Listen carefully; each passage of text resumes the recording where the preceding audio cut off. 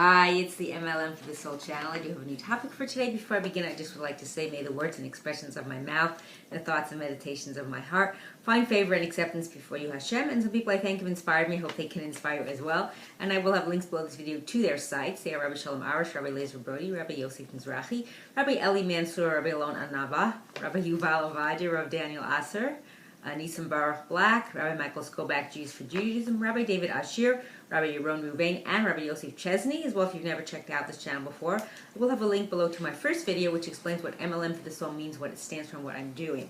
So, I'm doing another video this time to prepare for Shavuot, or Shavuos, however you pronounce it, because that is coming up really soon. So, I call this 3 important concepts to prepare for Shavuos, or Shavuot. And this is from Rav Shlomo Yedid Zafrani, and it's transcribed by Rabbi Daniel Yaakov Travis. And I have done some other videos with some of his things that he's brought in. He is a Rosh Kollel of Kollel Torah's Chaim in Yerushalayim, just so you know who he is. So, it starts like this: A Tale of Two Worlds. In the last century in communist Russia, Chabad organized an extensive network of illegal underground Torah study. Their efforts bore fruit, and many people remained and became devout Jews as a result. Eventually, word got to the authorities, and the Riatz, which is the previous Rebbe of Chabad, I don't know when that is, so that's not like recently, so there's no Rebbe now, but was taken for interrogation by the authorities. The questioners asked the Riatz point blank, "Tell me the names and locations of these hidden rabbis. If you do not tell me, I will make sure you're killed on the spot." With complete calm, the Riatz replied firmly that he will never reveal such information. The communist leader who was interrogating the Riatz was startled by the Rav's answer and asked him, "Let us put my job aside for a moment. I have my own question to ask you. I understand that you are a man of great integrity and are willing to die rather than turn in these rabbis. However, I don't understand how you can make this statement without any trace of fear." The Riatz responded to him, "Let me tell you the difference between you and me. You have many gods, money, power, etc. That's what, almighty dollar, so to speak. That's what they call it. And each of them tell you a different command. But you have only one life to live, so decisions of great significance are stressful to you. I, on the other hand, have only one God, Hashem, the Almighty, who created the heavens and the earth. He created for us 2 worlds, this one and the next. Therefore I perform his will fearlessly, for I know that the more that I sacrifice for him in this world, the more that I will receive in the next." And that's how that one ends. And the next section is called Na'aseh v'nishma. So this is from Pirkei Avos 2:4. "Make your will like his will, so that he will make his will like your will.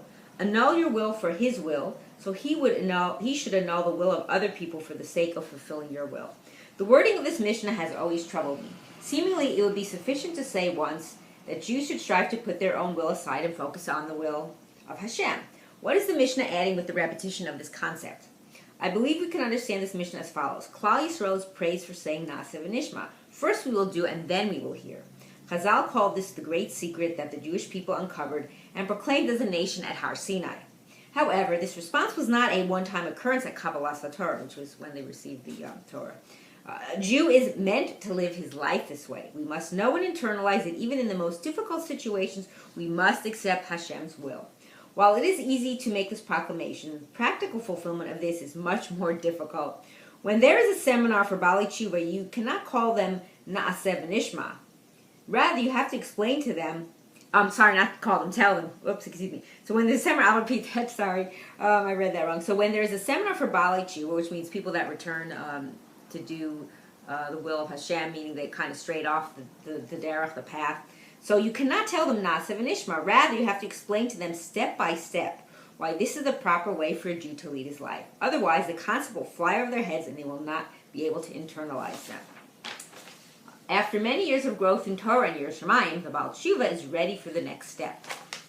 Once a person has become firm in his emunah, that's his faith, he can then work on saying Na'aseh v'nishma. In truth, we understand nothing, and the goal of serving Hashem, Shelo Lishma, is to eventually say Na'aseh v'nishma. Shelo Lishma means that's not for the sake of heaven. Lishma means for the sake of heaven. With this, we can understand the deeper message of the repetition in the above Mishnah. The first level is to do Hashem's will because we appreciate its logic and beauty. We have to try and do everything we can to make the Torah palatable to our understanding.